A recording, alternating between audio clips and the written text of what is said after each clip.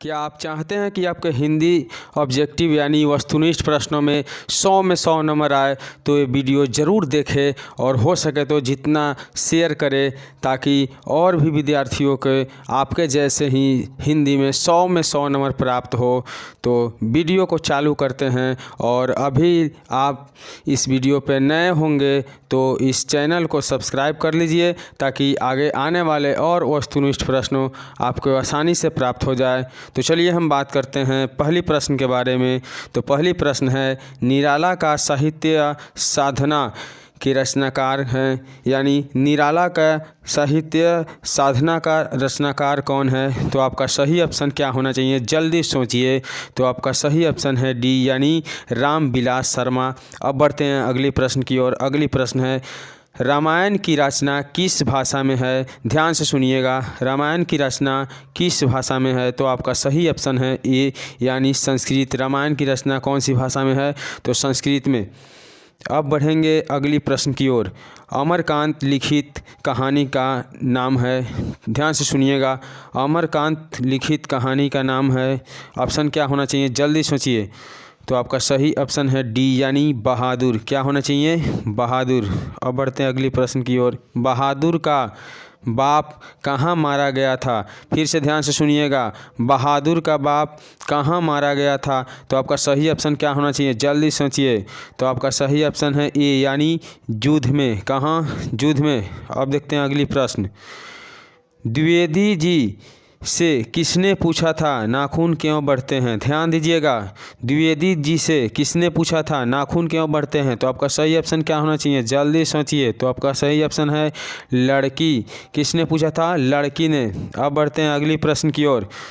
नागरी लिपि शीर्षक पाठ साहित्य की कौन विद्या है? फिर से ध्यान से सुनिएगा, नागरी लिपि शीर्षक पाठ साहित्य की कौन विद्या है? आपका सही ऑप्शन क्या होना चाहिए? जल्दी सोचिए। तो आपका सही ऑप्शन है बी, यानी निबंध। क्या है? निबंध। अब देखते हैं अगली प्रश्न। स्वदेशी शीर्षक पाठ के रचनाकार है? ध्यान से सुनिएगा, स्वदेशी शीर्षक पाठ के रचनाकार है। क्या होना चाहिए? आपका सही ऑप्शन क्या है? जल्दी सोचिए। तो आपका सही ऑप्शन है प्रेमघन। क्या है? प्रेमघन। बहुत ही महत्वपूर्ण प्रश्न है। हम बोले हैं ना कि आपको अगर हिंदी वस्तुनिष्ठ प्रश्नों में 100 नंबर लाना है तो ये प्रश्न पूरा शुरू से अंत तक ज़रूर देखना होगा। और इसके बाकी वीडियो 1 से 50 तक हम पिछले वीडियो में ही शूट कर लिए थे, जो को आपको लिंक दिया गया है। आप चाहें तो उस वीडियो को देख सकते हैं। अब बढ़ते हैं अगली प्रश्न की ओर। रेनर मारिया रिल्के, ध्यान से सुनिएगा, रेनर क्या है? रेनर मारिया रिल्के किस भाषा के कवि है? ध्यान से सुनिएगा, रेनर मारिया रिल्के किस भाषा के कवि है? तो आपका सही ऑप्शन क्या है? ए, यानी जर्मन। क्या है? जर्मन। अब बढ़ते हैं अगली प्रश्न की ओर। जीत जीत मैं निरखता हूँ पाठ साहित्य की विद्या है? ध्यान से सुनिएगा, जीत जीत मैं निरखता हूँ पाठ साहित्य की विद्या है। तो आपका सही ऑप्शन क्या होना चाहिए? जल्दी देखिए। तो आपका सही ऑप्शन है सी, यानी साक्षात्कार। क्या है? साक्षात्कार। कौन सा ऑप्शन है? तो साक्षात्कार। ध्यान से सुनिएगा। अब बढ़ते हैं अगली प्रश्न की ओर। अगली प्रश्न, शंभू महाराज बिरजू महाराज के कौन थे? शंभू महाराज बिरजू महाराज के कौन थे? ध्यान से सुनिएगा। तो आपका सही ऑप्शन क्या होना चाहिए? तो सही ऑप्शन है सी, यानी चाचा। क्या थे? चाचा थे। अब बढ़ते हैं अगली प्रश्न की ओर। अगली प्रश्न है, लौट कर आऊँगा फिर, लौट कर आऊँगा फिर पाठ की विद्या क्या है? ध्यान से सुनिएगा, बहुत ही महत्वपूर्ण प्रश्न है आपके मैट्रिक बोर्ड परीक्षा के लिए। लौट कर आऊँगा फिर पाठ की विद्या कौन सी है? तो आपका सही ऑप्शन क्या होना चाहिए? कविता। क्या है? कविता। अब बढ़ते हैं अगली प्रश्न की ओर। विशेषण के भेद होते हैं? ध्यान से सुनिएगा, विशेषण के भेद होते हैं। कितने होते हैं? तो आपका सही ऑप्शन है डी, यानी 4। कितने होते हैं? 4। अब देखते हैं अगली प्रश्न। कुंवर नारायण रचित पाठ है? कुंवर नारायण द्वारा लिखा हुआ पाठ कौन है? ध्यान से सुनिएगा, आपका सही ऑप्शन क्या होना चाहिए? तो आपका सही ऑप्शन है बी, यानी एक वृक्ष की हत्या। अब बढ़ते हैं अगली प्रश्न की ओर। अगली प्रश्न है, या लटूकी अरु कमरिया पर राज तीहूँपुर की तजी डौरे इस पंक्ति के रचनाकार है? फिर से ध्यान से सुनिएगा, या लकुटी अरु कमरिया पर राज तीहूँ पुर की तजी डांवरो इस पंक्ति के रचनाकार कौन है? तो ध्यान से सुनिए, आपका ऑप्शन क्या है? तो ऑप्शन सी यानी रसखान। अब बढ़ते हैं अगली प्रश्न की ओर। अगली प्रश्न है, बुद्धिज्म एवं कम्युनिज्म के लेखक हैं। बुद्धिज्म एवं कम्युनिज्म के लेखक है। तो आपका सही ऑप्शन क्या है? जल्दी सोचिए। तो सही ऑप्शन है सी यानी बाबा साहेब भीमराव अंबेडकर। अब बढ़ते हैं अगली प्रश्न की ओर। संख्यावाचक विशेषण है। संख्यावाचक विशेषण क्या है? बहुत ही महत्वपूर्ण प्रश्न है आपके मैट्रिक बोर्ड परीक्षा 2022 के लिए, तो ध्यान से सुनिएगा, एक एक प्रश्न बहुत ज़रूरी है। तो आपका सही ऑप्शन है ए यानी 4। अब बढ़ते हैं अगली प्रश्न की ओर। अगली प्रश्न है, नाना काना साहब का संबंध है। ध्यान से सुनिएगा, नान काना साहब का संबंध है। तो आपका सही ऑप्शन क्या है? तो गुरु नानक से, ए यानी गुरु नानक से। अब बढ़ते हैं अगली प्रश्न की ओर। नाखून हमारी डैश डैश के अवशेष है। नाखून हमारी क्या चीज़ का अवशेष है? ध्यान से सुनिएगा। तो आपका सही ऑप्शन है सी यानी पशुता का, अर्थात नाखून हमारी पशुता के अवशेष है। अब बढ़ते हैं अगली प्रश्न की ओर। अगली प्रश्न है, आरंभिक हिंदी का साहित्य मिलने लग जाता है। फिर से ध्यान से सुनिएगा, आरंभिक हिंदी का साहित्य मिलने लग जाता है। आपका सही आंसर क्या होना चाहिए इस प्रश्न का? तो सही आंसर है आपका बी यानी 8वीं 9वीं सदी से। कहाँ से? 8वीं 9वीं सदी से। अब बढ़ते हैं अगली प्रश्न की ओर। अमरकांत का जन्म कब हुआ था? अमरकांत का जन्म कब हुआ था? आपका सही ऑप्शन क्या होना चाहिए? जल्दी सोचिए। तो आपका सही ऑप्शन है ए यानी 1925 में, बी 1925 में।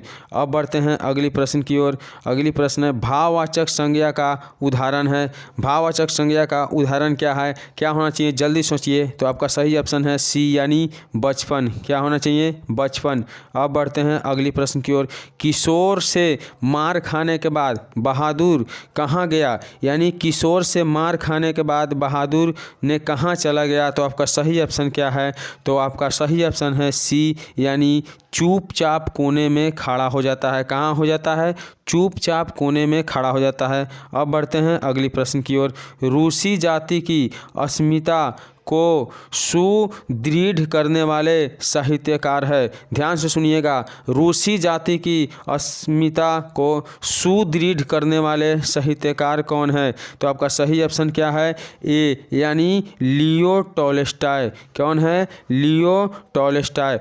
अब बढ़ते हैं अगली प्रश्न की ओर। अगली प्रश्न है, कथक नृत्य के पर्याय मानते हैं। फिर से ध्यान से सुनिएगा, कथक नृत्य के पर्याय माने जाते हैं। तो आपका सही ऑप्शन क्या है? तो सही ऑप्शन है ए यानी पंडित बिरजू महाराज। कौन है? पंडित बिरजू महाराज। अब बढ़ते हैं अगली प्रश्न की ओर। अगली प्रश्न है, भाववाचक संज्ञा का उदाहरण नहीं है। ध्यान से सुनिएगा, बहुत ही महत्वपूर्ण प्रश्न है। भाववाचक संज्ञा का उदाहरण नहीं है। आपका सही ऑप्शन क्या होना चाहिए? तो आपका सही ऑप्शन है बी यानी दूध। क्या है? दूध। फिर बढ़ते हैं अगली प्रश्न की ओर। जीत जीत मैं निरखता हूँ। ध्यान से सुनिएगा, जीत जीत मैं निरखता हूँ पाठ के केंद्र में है। क्या है? तो ध्यान से सुनिए, आपका सही ऑप्शन है सी यानी बिरजू महाराज। अब बात करते हैं अगली प्रश्न के बारे में। अगली प्रश्न है, अगए ने सूत्रपात किया। अगए ने सूत्रपात किया यानी क्या चीज़ का सूत्रपात किया? तो ऑप्शन सी यानी प्रयोगवाद का। अब बढ़ते हैं अगली प्रश्न की ओर। अगली प्रश्न है, स्वर संधि का उदाहरण है। ध्यान से पढ़िएगा, बहुत ही महत्वपूर्ण प्रश्न है। स्वर संधि का उदाहरण कौन है? तो आपका सही ऑप्शन है डी यानी उपयुक्त सभी। तीनों जो दिया है वो तीनों। अब बढ़ते हैं अगली प्रश्न की ओर। मदन है। ध्यान से सुनिएगा, मदन क्या है? तो आपका सही आंसर है सी यानी किरानी का बेटा। अब बढ़ते हैं अगली प्रश्न की ओर। अगली प्रश्न है, अन्य पुरुष का भेद है। अब देखिए, अन्य पुरुष किसका भेद है? तो आपका सही ऑप्शन क्या होना चाहिए? तो सही ऑप्शन है आपका डी यानी पुरुषवाचक सर्वनाम का। अब बढ़ते हैं अगली प्रश्न की ओर। अगली प्रश्न है, पंडित बिरजू महाराज को गंडा बांधा। पंडित बिरजू महाराज को गंडा बांधा, इसका सही ऑप्शन क्या है? तो पिता ने। क्या है? पिता ने। अब बढ़ते हैं अगली प्रश्न की ओर। अगली प्रश्न है लौट कर आऊँगा फिर। लौट कर आऊँगा फिर पाठ के लेखक कौन है? लौट कर आऊँगा फिर पाठ के लेखक कौन है? तो आपका सही आंसर है डी यानी जीवनानंद दास, यानी जीवानंद दास या जीवनानंद दास। अब बढ़ते हैं अगली प्रश्न की ओर। अगली प्रश्न है जापान पर परमाणु बम गिराया। ध्यान से सुनिएगा, जापान पर परमाणु बम गिराया, इसका सही ऑप्शन क्या होना चाहिए? इसका सही उत्तर क्या होना चाहिए? आपका सही उत्तर है बी यानी अमेरिका ने। अब बढ़ते हैं अगली प्रश्न की ओर। अगली प्रश्न है रोन नदी स्थित है, यानी रोन नदी कहाँ है? रोन नदी कहाँ स्थित है? तो आपका सही ऑप्शन क्या है? तो सही ऑप्शन है बी यानी फ्रांस। रोन नदी कहाँ है? फ्रांस में है। अब बढ़ते हैं अगले प्रश्न की ओर। अगली प्रश्न है द्विगु समास नहीं है। द्विगु समास नहीं है, इसका सही ऑप्शन क्या है? यानी सही आंसर क्या है? सही उत्तर क्या है? तो सही उत्तर है ऑप्शन बी यानी भाई बहन। अब बढ़ते हैं अगली प्रश्न की ओर। अगली प्रश्न है लेखक अपने पिता से मछली क्यों मांगना चाहता था? ध्यान से सुनिएगा, लेखक अपने पिता से मछली क्यों मांगना चाहता था? इसका सही ऑप्शन क्या है? तो इसका सही ऑप्शन है सी यानी कुएं में पालने के लिए। अब बढ़ते हैं अगली प्रश्न की ओर।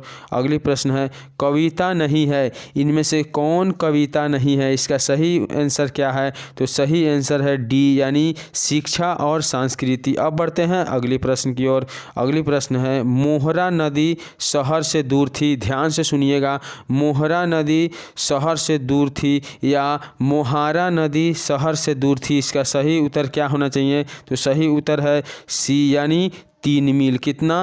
3 मील। अब बढ़ते हैं अगली प्रश्न की ओर। राजदूत में है, ध्यान से सुनिएगा, राजदूत में है यानी राजदूत में कौन सा समास है? तो आपका सही उत्तर है ए यानी तत्पुरुष समास। अब बढ़ते हैं अगली प्रश्न की ओर। अगली प्रश्न है आविन्यो। ध्यान से सुनिएगा, आविन्यो नदी के किनारे अवस्थित है। आविन्यो नदी के किनारे अवस्थित है, यानी आविन्यो किस नदी के किनारे अवस्थित है? तो आपका सही ऑप्शन है रोन यानी रोन। अब बढ़ते हैं अगली प्रश्न की ओर।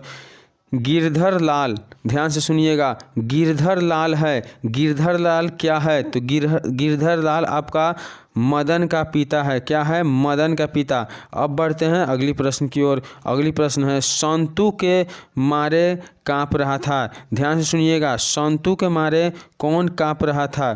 तो संतु के मारे काँप रहा था, इसका सही उत्तर क्या है? ठंड, यानी संतु ठंड के मारे काँप रहा था। अब बढ़ते हैं अगली प्रश्न की ओर। बहुव्रीहि समास में, बहुव्रीहि समास में क्या है? ध्यान से सुनिएगा, इसका सही आंसर होना चाहिए कोई पद प्रधान नहीं होता है।